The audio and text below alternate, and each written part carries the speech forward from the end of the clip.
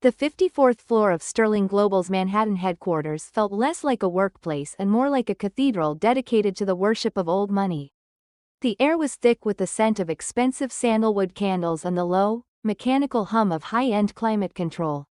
Elena Vance stood near the center of the polished marble lobby, her fingers tightening around the stack of manila folders she carried.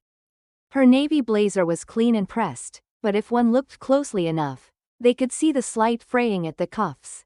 A detail that, in this building, was treated like a neon sign of failure. She took a slow, steady breath, trying to ignore the way the sunlight glinted off the floor-to-ceiling windows overlooking Central Park.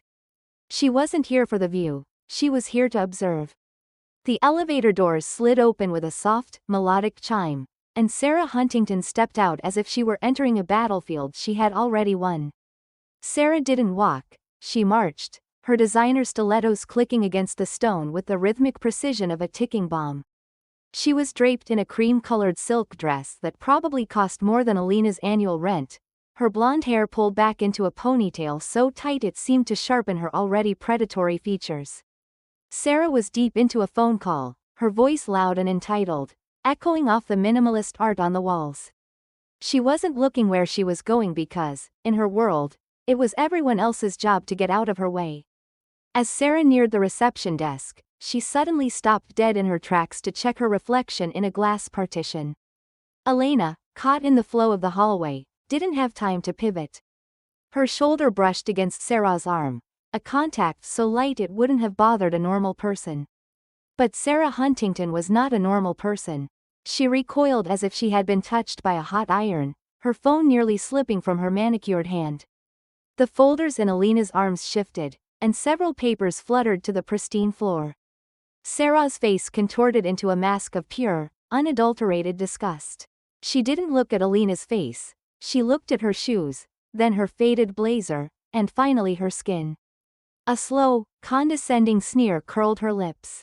She let out a sharp, jagged laugh that drew the attention of every staff member within 50 feet. She asked Elena if she had eyes in her head or if they were just for show, her voice dripping with the kind of venom usually reserved for a stray animal. Elena started to apologize, her voice calm and level, but Sarah cut her off by snapping her fingers inches from Elena's nose. Sarah leaned in close, the smell of her cloying, expensive perfume hitting Elena like a physical wall. She told Elena that people like her needed to understand the hierarchy of the building, gesturing vaguely at Elena's dark skin and then back to her own designer outfit.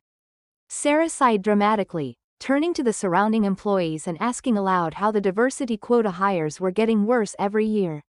She suggested that perhaps the janitorial staff had lost one of their own and Elena had wandered into the wrong department by mistake. The humiliation was calculated, a public performance intended to break a spirit before it could even begin to rise. Nearby, Marcus, a young assistant with a tablet tucked under his arm, looked down at his feet, his jaw tight with suppressed frustration. He wanted to step in, to say something, but he knew the rules of the kingdom. To challenge Sarah was to commit professional suicide. He watched as Sarah looked down at the papers scattered across the marble floor. With a flick of her wrist, she pointed a jagged, red fingernail at the mess and commanded Elena to get on her knees and fix it. She told Elena that since she clearly wasn't qualified for a desk job, she might as well get used to being on the floor. Elena didn't flinch. She didn't cry or beg. Instead, she slowly lowered herself to pick up the documents, her movements deliberate and graceful. As she gathered the pages, Sarah stood over her, mocking the cheap quality of the paper Elena was holding, laughing with a few nearby sycophants who felt obligated to join in. Sarah checked her gold watch, letting out an exaggerated groan of boredom, and told Elena that her countdown to being fired had officially begun. She promised that by the time the new CEO arrived that afternoon, Elena would be nothing more than a bad memory. Elena looked up, her dark eyes locking onto Sarah's with a chilling, silent composure. She didn't say a word, but in that moment, the power in the room shifted in a way Sarah was too arrogant to notice. Elena simply stood up, straightened her frayed blazer, and watched Sarah strut away, unaware that she had just signed her own professional death warrant. The golden memories of a decade ago felt like a lifetime away, yet the sting of that winter night remained as sharp as a fresh wound. Elena closed her eyes for a brief second, the sterile hum of the Sterling Global office fading into the distant echo of a university gala. 10 years ago, she hadn't been an invisible intern in a frayed blazer. She had been the star student, a young woman with a full academic scholarship and a future that looked like a sunrise. She remembered the weight of her father's hand on her shoulder that night, his palms rough from decades of manual labor but his eyes bright with a pride so intense it brought tears to her own. He had sacrificed every luxury to see her stand on that stage, telling her that in America, hard work was the only currency that mattered. But Sarah Huntington had been there too, draped in the effortless privilege of a girl who had never known the meaning of the word want. Sarah hadn't liked the way Elena's brilliance outshone her own carefully purchased grades. She had watched Elena with a predatory coldness, and within a week, the trap was sprung. Elena could still hear the dean's voice, flat and accusatory, as he presented the evidence of a cheating scandal that Sarah had meticulously orchestrated. The scholarship was revoked in an afternoon. The dreams were extinguished in a single meeting. The fallout was a slow-motion car crash that broke her family. Elena remembered the sound of her father's labored breathing in their cramped, unheated apartment as he took on extra shifts to cover her tuition, only to collapse from the sheer weight of exhaustion and heartbreak. When he died, the silence in the room was heavier than the poverty they lived in.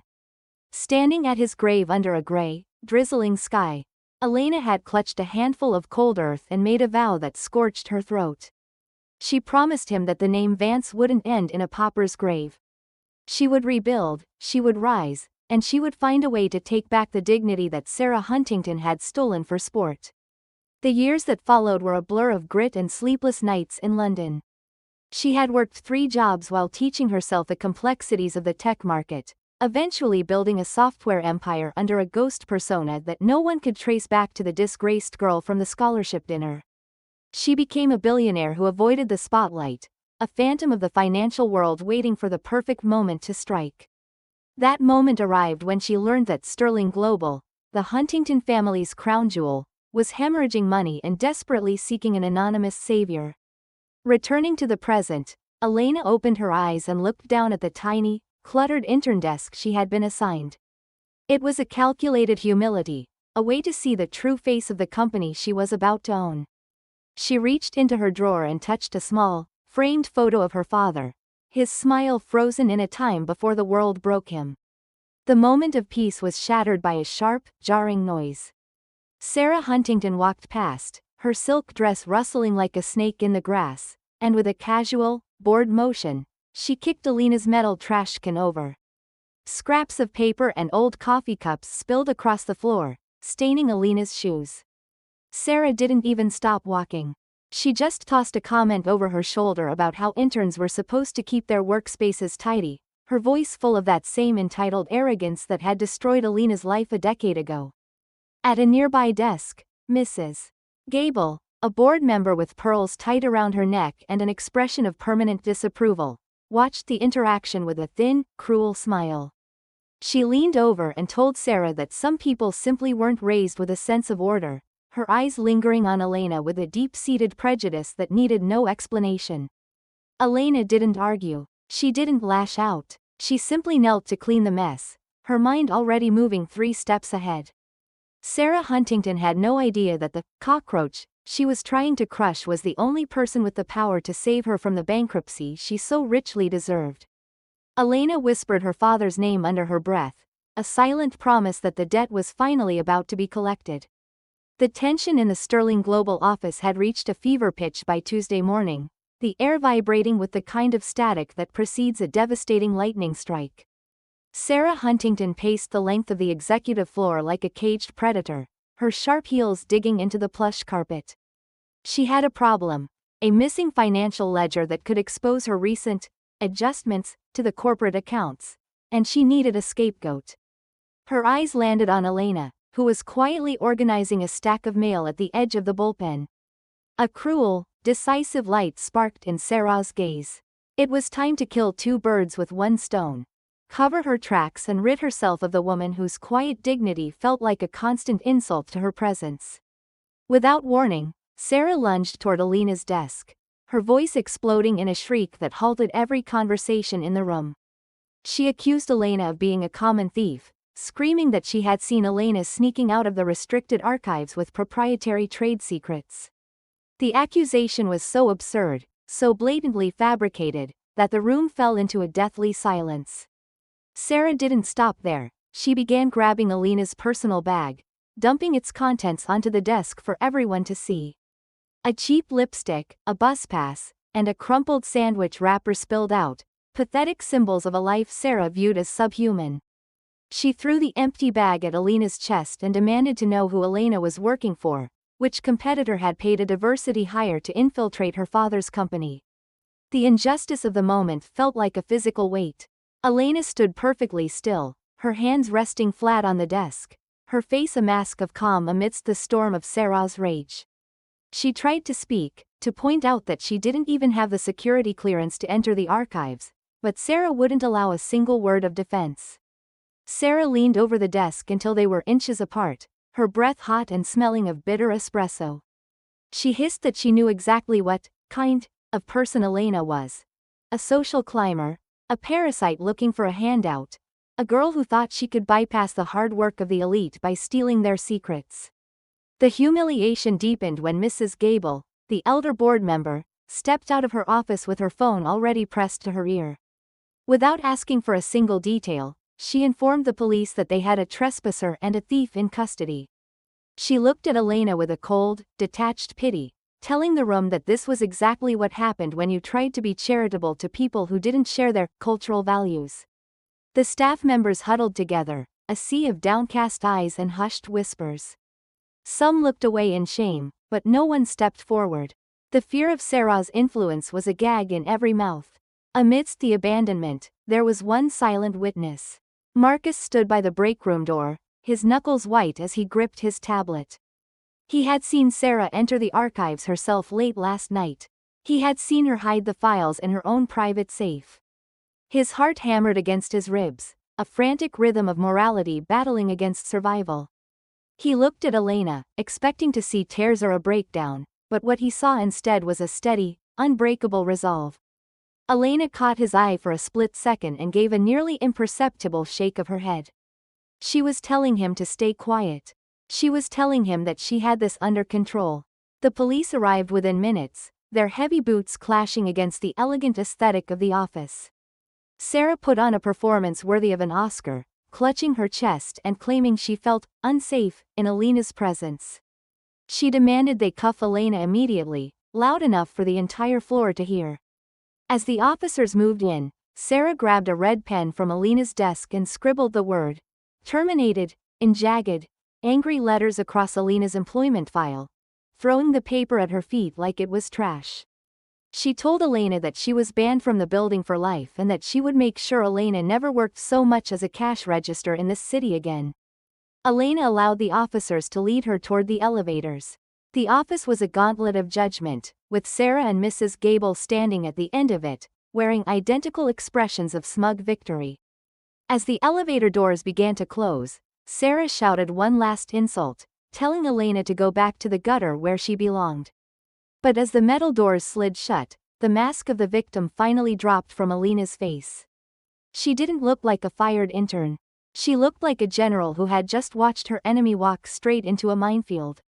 She adjusted her cuffed hands, tilted her head back, and let out a soft, dry laugh that would have chilled Sarah to the bone if she had been there to hear it. The breaking point had passed, and the real game was only just beginning. The heavy iron gates of the precinct clicked shut behind Elena, leaving her standing on a cracked sidewalk under the harsh, flickering buzz of a street lamp. To any passerby, she looked defeated, a woman holding a damp cardboard box filled with the remnants of a failed career, her wrists still marked with the faint red indents of handcuffs. But as the cool night air hit her face, Elena didn't slump her shoulders. She didn't look for a place to cry. Instead, she walked 2 blocks over to a secluded corner of Bryant Park, where a sleek black sedan was idling in the shadows. The rear window rolled down just an inch, revealing Marcus. He looked frantic, his eyes darting around the empty park as he handed her a slim, encrypted tablet. He whispered that Sarah was currently at a steakhouse celebrating with Mrs. Gable, bragging to everyone who would listen that she had finally purged the company of trash. Marcus confessed that his stomach had turned watching them toast to Alina's ruin, but he had stayed long enough to confirm that Sarah had fallen for the bait. He had successfully mirrored Sarah's private hard drive while the office was in an uproar, and what they found was better than any confession. Elena tapped the screen of the tablet, her face illuminated by the pale blue light. The data didn't just show the missing ledger, it revealed a sophisticated web of embezzlement that Sarah had been using to fund a gambling addiction that had spiraled out of control at high-stakes tables in Macau. Sarah wasn't just a bully, she was a thief who was cannibalizing her own father's legacy to pay off debts to people far more dangerous than she was. Elena felt a cold, sharp sense of clarity wash over her. The intern was gone. The victim was gone. In their place stood a woman who had spent 10 years learning how to dismantle empires. She told Marcus that it wasn't enough to just hand this to the police. If they did that, Sarah's family lawyers would tie it up in appeals for years, and the truth would be buried in a back-page settlement. No, Elena wanted the world to see the rot beneath the silk and pearls. She instructed Marcus to ensure that the gala invitations were finalized and that the special presentation she had prepared was uploaded to the event's central server. She told him that she wanted Sarah to feel the highest peak of her own arrogance before the ground vanished beneath her feet. As she sat in the back of the car, Elena pulled out her phone and made a single call to her legal team in London. Her voice had shifted, the soft, hesitant tone she had used in the hallways of Sterling Global was replaced by a low, commanding resonance that brooked no argument. She authorized the final wire transfer, a massive movement of capital that would complete her acquisition of the company's majority debt. By sunrise, Sterling Global wouldn't belong to the Huntington family anymore. It would belong to her. She thought about the red, terminated, scrawled across her file and almost smiled. Sarah thought she had ended a career, but all she had really done was remove the last obstacle to her own destruction. Elena looked out the window at the towering skyscrapers, her mind already calculating the logistics of the next 48 hours. She wasn't going to react with anger. She wasn't going to scream or plead for her job back. She was going to play the long game, a game she had been winning since the day she left that scholarship dinner with nothing but her name. Later that night, the chairman of the board, Mr. Henderson, called her personal number. He didn't know he was calling a billionaire, he thought he was calling a disgraced intern to gloat. He told her in a smug, gravelly voice that she should be grateful they weren't pressing charges and warned her never to show her face in the financial district again. Elena listened to him ramble, her thumb hovering over the record button. She thanked him for his advice, with a politeness that was almost mocking, her eyes fixed on the city lights. When she hung up, she added his recording to the folder labeled Justice. The transition was complete. Elena Vance was no longer a ghost in the machine or a diversity hire to be mocked in the break room. She was the architect of a collapse that Sarah Huntington would never see coming until the roof was already caving in. She leaned her head back against the leather seat and closed her eyes, visualizing the gala, the lights, and the moment the mask would finally fall. "Celebrate while you can, Sarah," she whispered into the darkness of the car. "Because tomorrow, you're going to find out exactly who I am." The following 48 hours were a masterclass in calculated silence. While Sarah Huntington was busy popping champagne corks in the high-ceilinged lounges of the Upper East Side, Elena Vance was operating from a minimalist war room in a sleek, glass-fronted hotel suite. The contrast was a poetic study in arrogance versus preparation. For Sarah, the problem of the intern had been solved with the satisfying thud of a closing door and the sharp click of handcuffs. She moved through the office with a renewed sense of terrifying confidence, snapping her fingers at assistants and demanding that the tainted air in the intern bullpen be refreshed with a specific brand of French room spray. She genuinely believed that by removing the person, she had removed the threat, never realizing that she had only removed the mask. In the quiet of her suite, Elena moved with the steady, unhurried precision of a surgeon.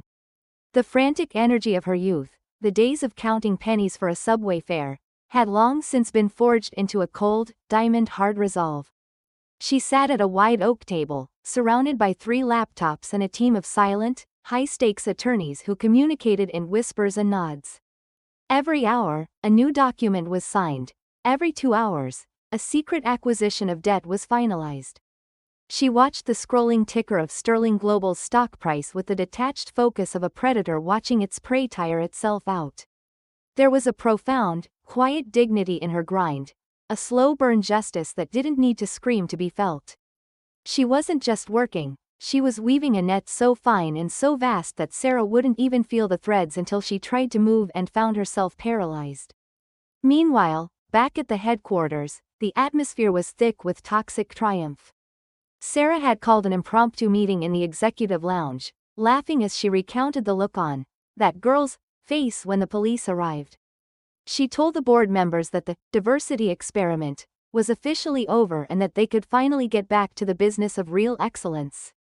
Mrs. Gable sat beside her, nodding in agreement and sipping a vintage sherry, commenting that it was a shame the carpet had to be professionally cleaned after Alina's unwashed presence had graced it for so long.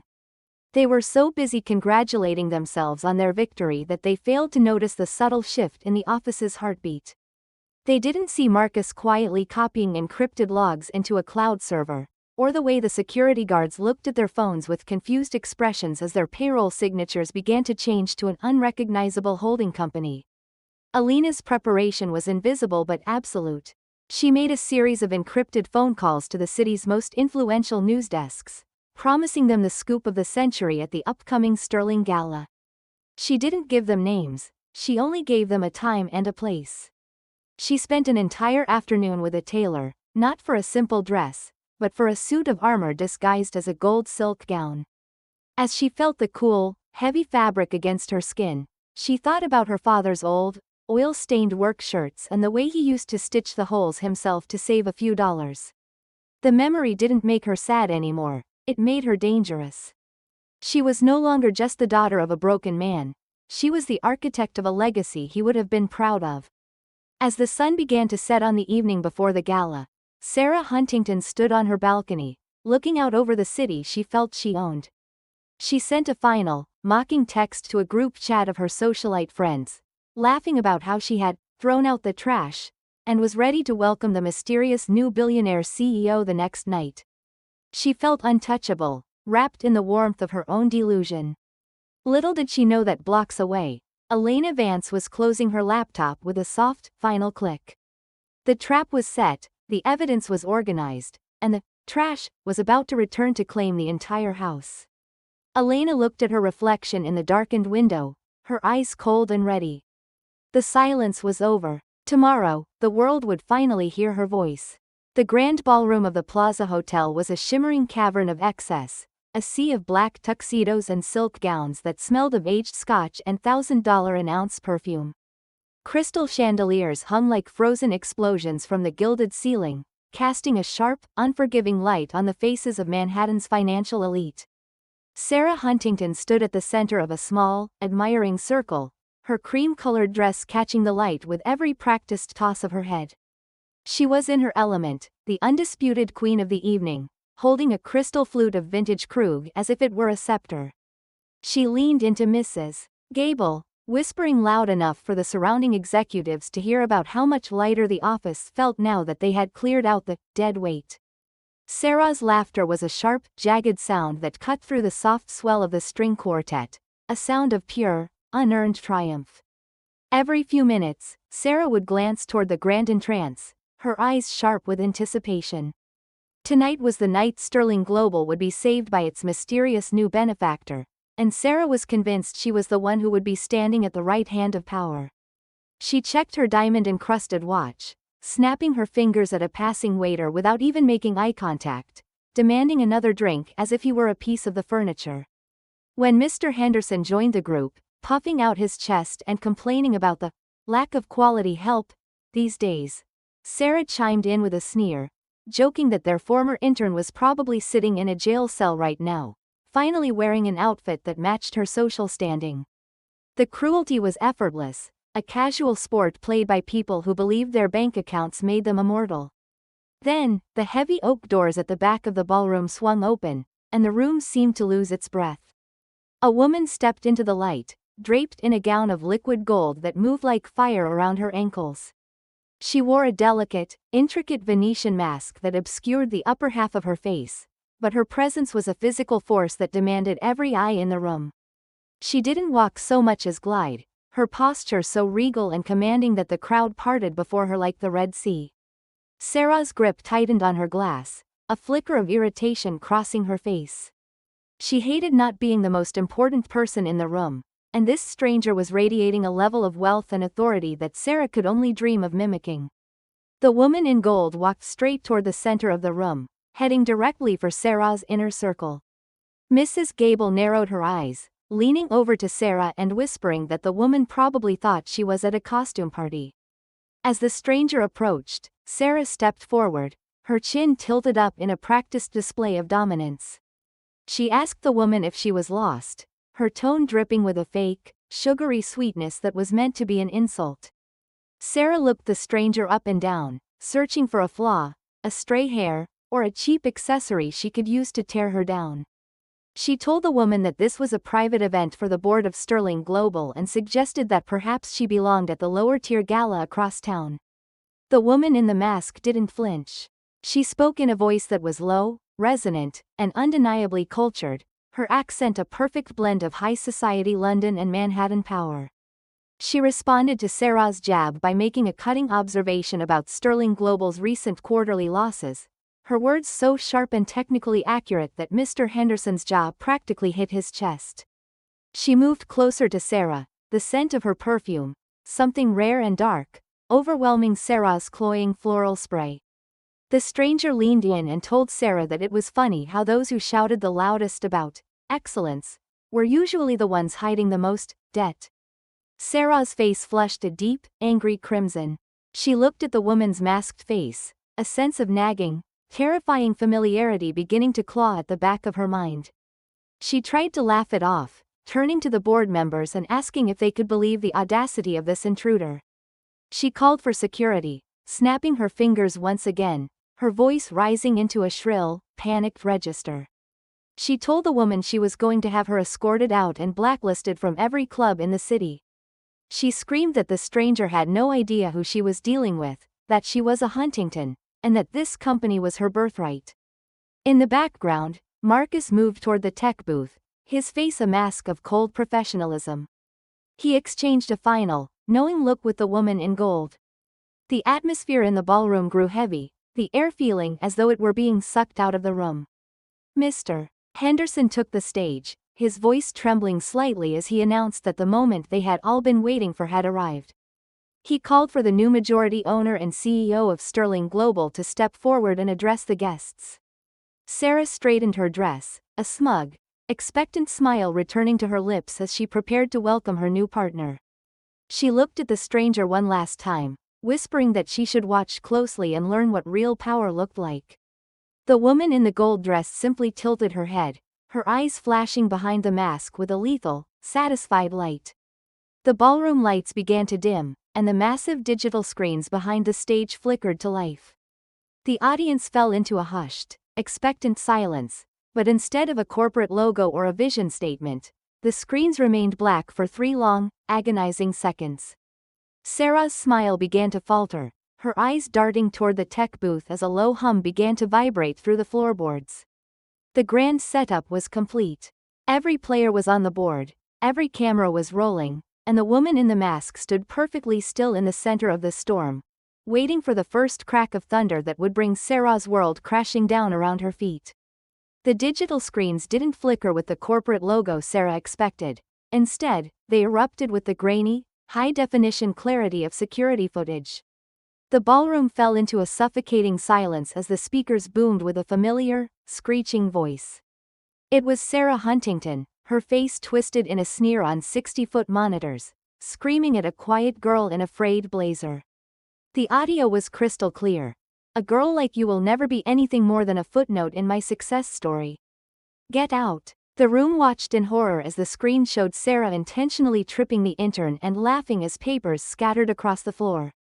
Sarah's face, which had been glowing with smug anticipation seconds ago, drained of all color until she looked like a marble statue of a woman who had just seen her own ghost. Her hand trembled so violently that her champagne flute slipped, shattering against the floor in a spray of glass and crystal, but no one even looked down. Every eye was fixed on the screen as the footage cut to Sarah's private office, showing her sliding a thick ledger into her personal safe, the very evidence she had accused the intern of stealing. The woman in the gold dress stepped forward onto the stage, the light catching the liquid metal of her gown. With a slow, steady hand, she reached up and unfastened the silk ribbons of her Venetian mask. As the mask came away, the collective gasp from the board members sounded like a sudden intake of air before a scream. Elena Vance looked out over the crowd, her dark eyes blazing with a power that made the billionaires in the front row shrink back. She didn't look like the diversity hire, or the janitorial help, anymore. She looked like the storm that had finally made landfall. Sarah let out a strangled, choked noise, her fingers clawing at the pearls around her neck. She stammered that this was impossible, that Elena was a nobody, a criminal she had personally fired. She pointed a shaking finger and screamed for security to remove the imposter, her voice reaching a frantic, hysterical pitch that echoed through the silent hall. Elena walked to the center of the stage and took the microphone from the paralyzed Mr. Henderson. When she spoke, her voice wasn't the soft, hesitant whisper of an intern. It was a low, resonant bell that commanded the very air in the room. She looked directly at Sarah and told her that she was right about one thing. Someone was being fired tonight.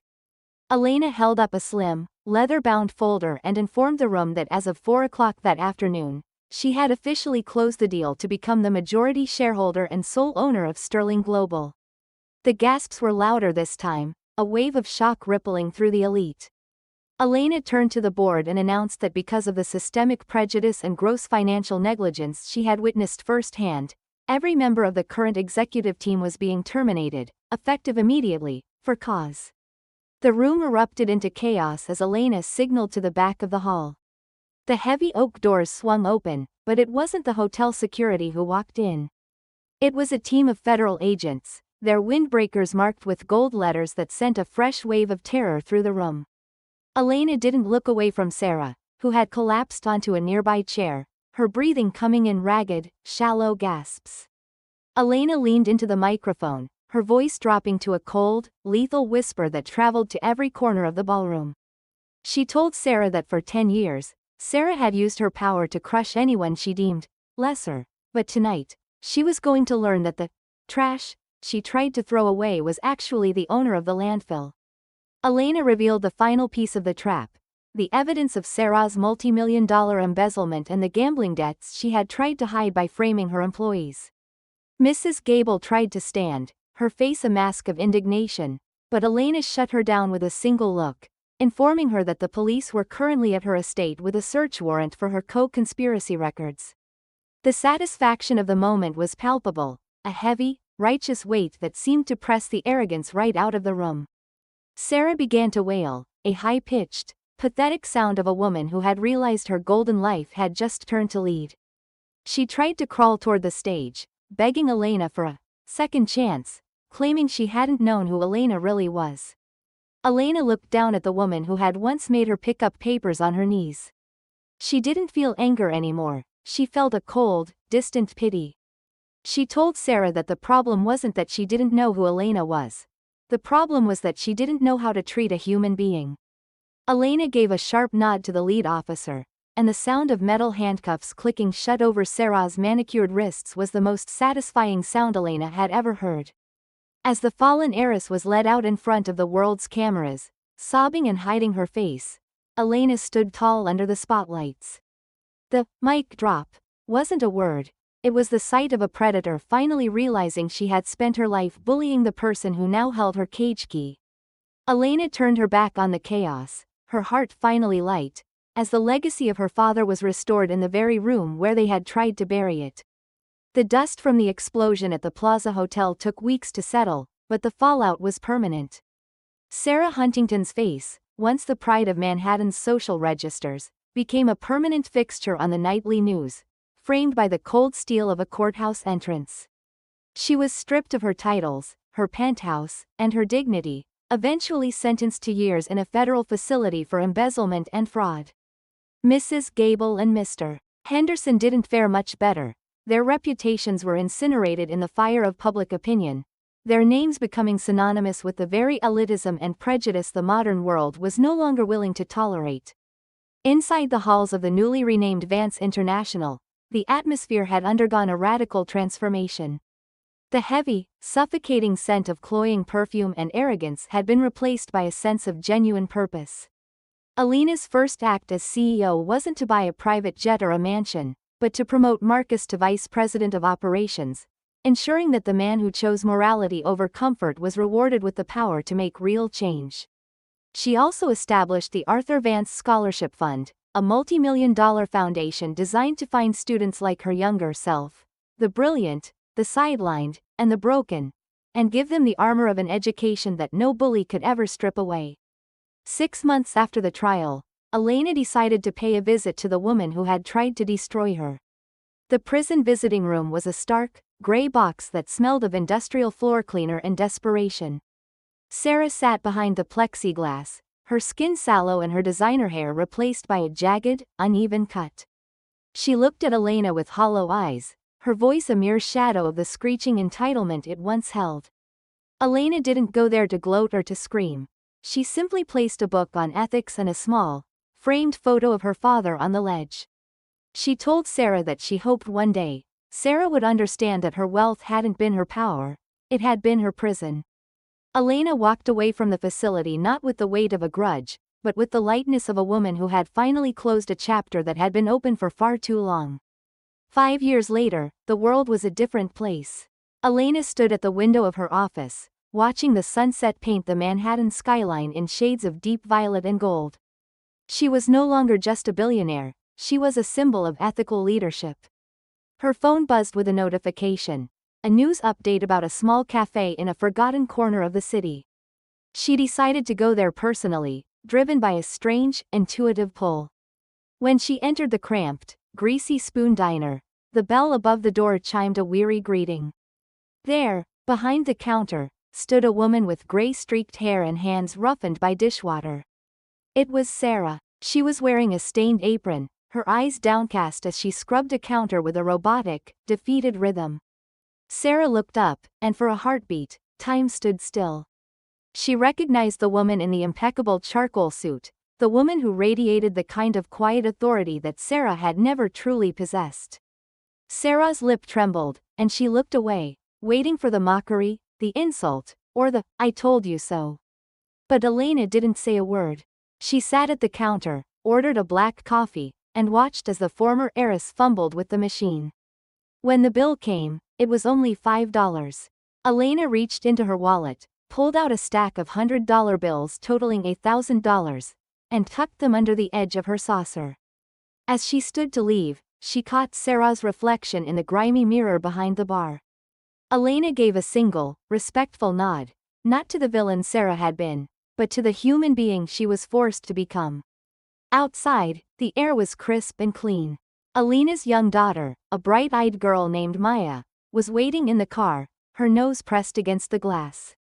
As Alina climbed in, Maya asked why they had stopped at such a sad-looking place. Alina took her daughter's hand, her voice warm and reflective. She told Maya that life is a long road with many turns, and that the way we treat people when we are at the top is the only thing that determines how they will treat us when we are at the bottom. She explained that true power isn't about how many people you can command, but how much kindness you can show when no one is watching. As the car pulled away, leaving the flickering neon sign of the cafe behind, Alina looked back one last time. She saw Sarah standing in the doorway, clutching the money and weeping, not with the anger of a loser, but with the overwhelming relief of the forgiven. The cycle of pain was finally broken. Alina leaned her head back and smiled, knowing that her father would have finally recognized the woman she had become. Karma hadn't just hit, it had healed. The final lesson was etched into the very heart of the city. Treat every person with respect, because you never know if the person you're looking down on today is the one who will be looking down on you tomorrow. And remember, a title is just a piece of paper, but character is a legacy that lasts forever.